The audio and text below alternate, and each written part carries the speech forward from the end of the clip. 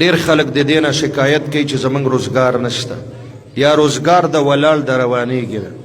تاسو دا وظیفه زمانه واورئ، یو وظیفه د کور کې په زنانو باندې وکړئ. د زنانو دم دوه وظیفه کې ډېر اثرات دي، خو چې دیندار او دیانتدار هغه داره چې 111 ځله به د جمعې په شپه درود شریف ووایي.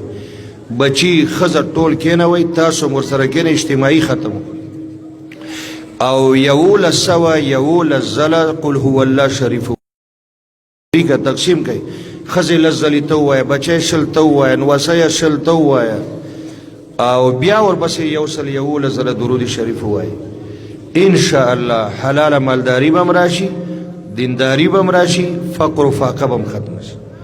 د پیر په شپه بیا 111 ځله درود شریف ووایي، 1111 ځله سورة قریش لإیلاف قریش ایلافهم رحلة الشتاء دا سورت ووایي.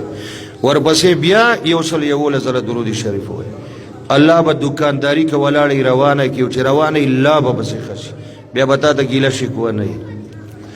درېیمه دا ده چې په لاره باندې ځئ، دکان ته روزګار ته واپس راځئ، کوشش کوئ چې په تلو راتلو کې 1111 ځله په تلو کې یا مغنیو یا مغنیو یا مغنیو د الله اسم ګرامی ده دا وایي.